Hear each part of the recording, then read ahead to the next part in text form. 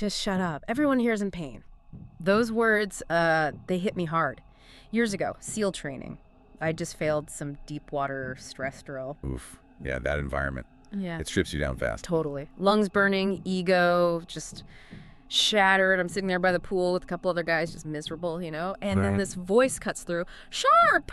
This kid, Ephraim Mattos, 18, from Wisconsin. 18. Well, yeah, and honestly, in that moment, I just hated him. Pure resentment. I can imagine. But he was right, 100%. SEALs don't whine. They endure. That's the job. That kind of bluntness, though. Yeah. It tells you something right away. Yeah. About him, about the place. No room for weakness. None. It stuck with me, you know? Yes. Grit. Anyway, fast forward 5 years. It's 2017. Right. I'm in my office, based in Virginia, shutting down the computer, ready to head out. Then my phone just starts blowing up. Texts from old teammates, all saying the same thing. Turn on the news. Oh, man, that feeling. You know something big just happened. Yeah. Something bad, maybe. Exactly, that jolt, you know. So I grab the remote, flick on the muted TV in the corner. Oh. Breaking news banner. Middle East, civilian militias, ISIS. Standard stuff, almost. But then they show this photo, grainy, Yeah. and I just freeze. It's him. Ephraim, Yep. older, yeah, got a beard now, holding an AK-47, standing next to some beat-up tank, northern Iraq. No way. The kid from the pool. The same kid, the shock. It was like seeing a ghost, honestly. What the hell happened? That's a hell of a jump. From SEAL trainee dropout, well, not dropout, but trainee to that. What did happen? Well, after BUDS, we went different ways, different units, deployments. Lost touch, mostly. Happens all the time. Yeah. But I never forgot that intensity he had. Turns out he deployed to Afghanistan. Okay. And something happened there, something that changed him. They were on patrol, moving through a village. Right. And they see these two little girls running towards them. Tiny, maybe 5 and 7 years old, both wearing backpacks. Thick backpacks. In that context. That's instantly terrifying. Exactly, because just weeks before, they'd found a kid's backpack rigged with explosives. Oh, God. So Ephraim just locked. He told me later his mind screamed, "Stop! Stop!" But nothing came out. They kept running. The training versus the horror of the possibility. He raised his rifle, finger on the trigger, seconds away from firing on these little girls. That moment, I can't even imagine the pressure, the internal conflict. And then they just stopped, looked up at the soldiers, and turned around, ran back the way they came. Wow. Close call doesn't even cover it. He never fired. But he said it broke something in him. They weren't terrorists. They were pawns, kids, victims. That kind of moral injury, seeing how blurred the lines get, especially with children involved, that stays with you. He was different when he got back stateside. Quieter. Carried that weight, you know? Yeah. Changes your whole perspective on the mission, on everything. So when his Navy contract was up, everyone figured, okay, this guy re-enlists. He's a lifer, born for it. Makes sense. But he didn't. Instead, he buys a one-way ticket to Iraq as a civilian. Wait, what? Just packed his bags and went, no official backing. None. No air support, no medevac, no backup. If he got hit, if he died, nobody was coming for him. That's incredible and incredibly dangerous. Why? He didn't care about the danger, I think. He linked up with this small volunteer unit, mostly ex-military guys. Okay. Their mission, humanitarian aid, going places nobody else would, the real hot spots. Which led him to Mosul. Exactly. Early 2017. And Mosul then, it was a fortress of death. ISIS had held it for 3 years. The stories coming out of there, just horrific. Civilians trapped, used as shields, starved. Unspeakable stuff. So Ephraim joins this convoy, Iraqi tanks, armored vehicles, pushing into the city. Right into the meat grinder. And it just explodes. Constant machine gun fire, mortars dropping everywhere, car bombs, bodies littering the streets, fighters, civilians, kids. It was hell. ISIS wasn't defending it, they were punishing it. Scorched earth. Totally. They were just inflicting terror. Then in this half-destroyed village, they find something, plywood on the floor, they lift it up. God. Yeah. The whole system, pitch black. No lights, no night vision, no idea what's down there. Recipe for disaster. Ambushes, booby traps. For sure. But Ephraim and another volunteer, Dave, they just went down into the total blackness. There's the two of them. Yeah. Tossing grenades ahead, moving blind. Ephraim said they fully expected to die down there. God, the nerve. They hit a dead end, basically. Dirt wall. But looking up, they see another opening way high up. Ladder's gone. Whoever was there got away. Missed them. Yeah. So they sealed the entrance. They came through, got out. That night, though, muffled explosions from underground. The ISIS fighters. Must have been. Trapped. chose to blow themselves up rather than surrender. Chilling. Shows you what they were up against. The fighting just got worse after that. Weeks ground on, more intense, more brutal. Then, June 1st, Yeah. civilians start flooding Ephraim's aid station. Dozens. Horrific injuries, gunshot wounds, missing limbs, people in shock. Just waves of casualties. And when they asked what happened, people were just vacant, traumatized. But one word kept coming up whispered: massacre. Oh no. Not just collateral damage, something deliberate. The next day, Ephraim's team moves up near this bombed-out hospital, still ISIS territory. He peeks around this concrete wall. And sees it. Yeah. Dozens of bodies strewn across the street. Men, women, children, slaughtered, gunned down, trying to flee. This is gunned down on the street. It's unthinkable. But then, movement amidst the bodies. A little girl, maybe 4 years old, hiding under her dead mother. Oh my God. Alive. Alive. And nearby, 2 wounded men, also alive. They'd been lying there for almost 24 hours in the blood among the dead. 24 hours. That poor child. Those men. Ephraim tried yelling, waving, trying to get them to move, to crawl to safety, but they couldn't. Too weak, too injured. So they were trapped.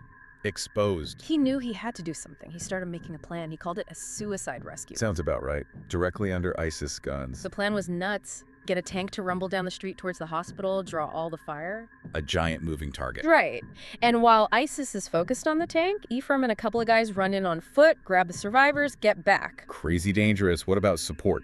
Well, they had an Iraqi Humvee assigned, but right before they go, the driver just bails. Says, no way, it's certain death. Can't entirely blame him, but wow, what did Ephraim do? Didn't even blink, looks at the tank driver. Go anyway, we'll be behind you, on foot. Just sheer will. Unbelievable commitment. So the tank starts moving, they pop smoke grenades, air bursts, trying to create cover. Doesn't last long, smoke like that. Not at all, and then all hell breaks loose.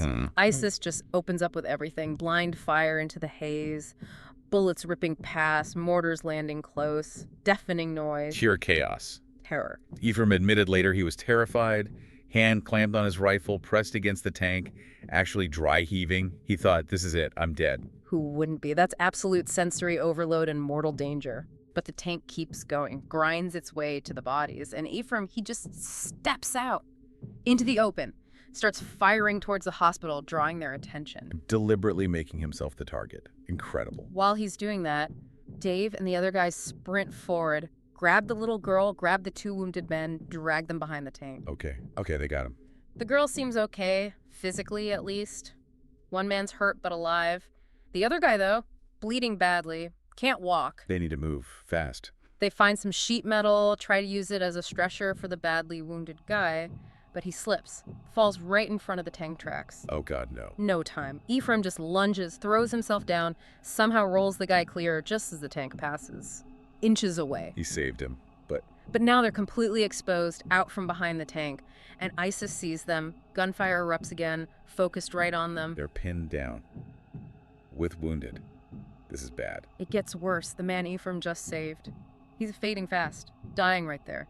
Ephraim looks at him, knows there's nothing more he can do. The choice is impossible. Oh man, what choice? He holds the man's hand for just a second, whispers, "I'm sorry," and then he has to run. Leave him. To save the others. That decision. Having to make that call. Seconds later, the man's gone. Killed by the gunfire. Ephraim scrambles back towards the tank, and a bullet tears through his leg. He goes down.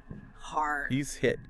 And where did he fall? Right in the path of the tank tracks again. His radio's dead. The driver has no idea he's there. No, he's gonna be crushed. Pain searing through his leg, he somehow pushes himself up, roars, starts hobbling, crawling, dragging himself behind the moving tank, bleeding everywhere. Just pure adrenaline and willpower. Unbelievable. He makes it. They reach an intersection, slightly more cover. He stumbles out, waving down Iraqi soldiers. "Humvee! Send a Humvee! Bring them out!" Did they respond? Yeah, they did. The Humvee pulls up. They load the little girl, the other wounded man. Get them out of there. Get Ephraim. He just collapses, slumps against a wall, clutching his leg, covered in dust, blood, completely spent. He did it. They actually pulled it off. At immense cost. Yeah. And then, while they're patching him up, he looks over and he sees her. The little girl. Demoa. Sitting on a cot. Wrapped in a blanket. Just staring blankly ahead. Silent. Matted hair. Poor thing. Utterly traumatized. Then a doctor comes over, gives her some food, some water, and she just devours it. Like she hasn't eaten in days. Primal survival instinct kicking in. And the doctor turns to Ephraim, small smile, says, her name is Demoa. She's 4 years old. She's going to be okay. Wow. After all that, she's okay. And Ephraim, this guy who just faced death, made impossible choices, got shot. He just pulls his cap down over his eyes and starts to weep. The release, the relief, the weight of it all hitting him. Completely understandable. What an ordeal. He never actually spoke to Demoa again, figured the trauma was too much, but she survived. Got reunited with what was left of her family. She's alive today. That's the most important thing. One life saved from that hellscape. And that video. Yeah. The grainy footage of the rescue, that's what I saw in the news. It went viral. I bet.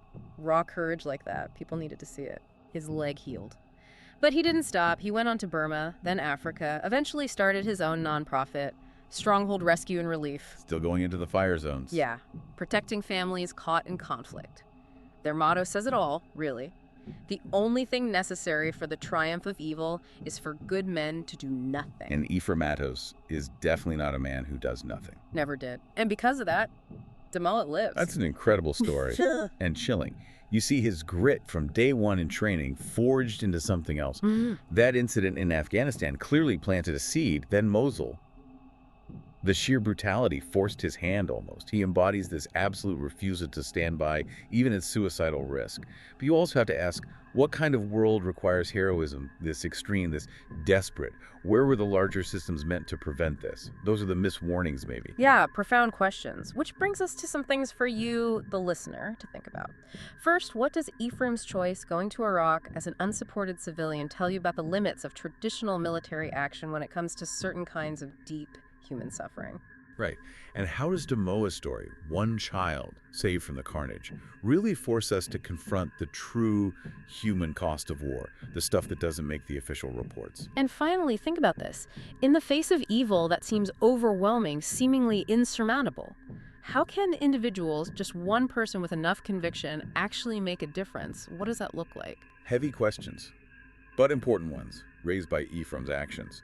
His story challenges us, I think. Absolutely. If this story haunted you, make sure to like and subscribe on YouTube.